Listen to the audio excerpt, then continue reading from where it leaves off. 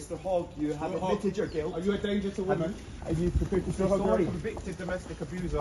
You haven't yet apologised. Is that the kind of result you want to set to young rugby players? Have you shown any remorse? Will you apologise to Gillian? Have you shown any remorse?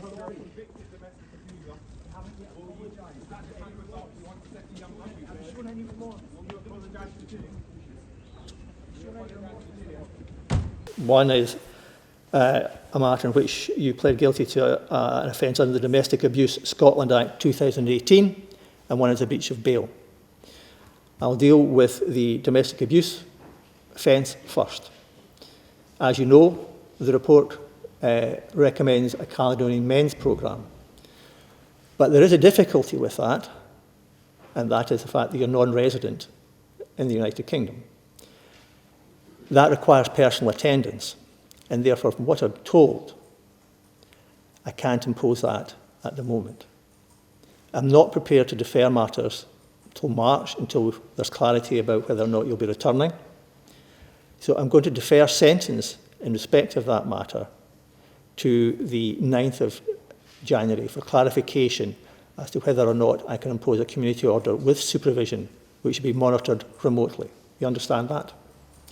Now, the reason I'm doing that is because, albeit you have undergone a process of rehabilitation at a clinic, the offences involved go beyond that rehabilitation. And it may be, as your counsel says, that it's a process, but the court still has concerns about your conduct. And that's why a period of supervision is required. So in respect of that matter, sentence is deferred until the 9th of January. In respect to the breach of bail, I'm going to deal with that today. I'm going to impose a fine, and I'm going to impose a non-harassment order. Now, there's two things I have to tell you about the non-harassment order. Firstly,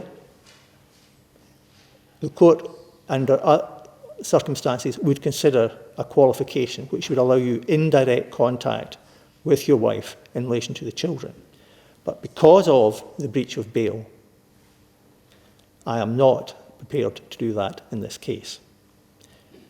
If the programme was successfully completed, it may be that on advice you could apply for a variation of that order, but that's a matter for the future.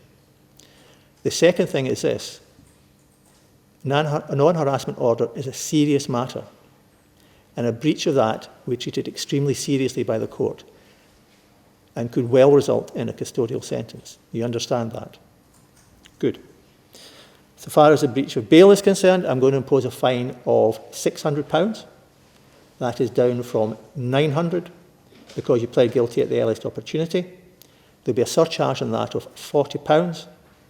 I'm assuming that to be paid within the 28 days. Payable within 28 days. And I'm going to impose a non-harassment order for a period of 5 years. You've not to approach or contact or attempt to approach or contact Gillian Hogg for that period. You understand that as well? Thank you very much. Yes, I should have said, in respect of the domestic abuse case, because there's now a non-harassment order in place, I'll place you in standard bail only. So the qualification in relation to bail, a special condition in relation to bail, is now removed. Clear? You clear on that, Mr. Gray?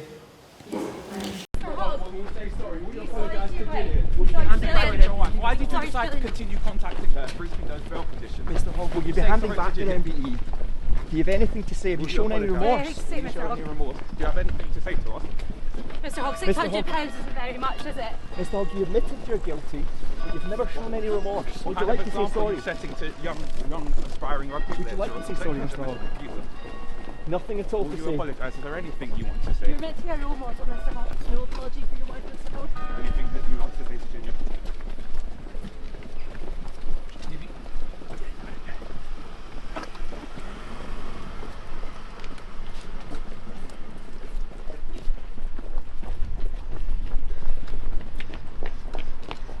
Are you going to listen to the judge this time, Mr. Hogg? Do you think 5 years is the appropriate length of time?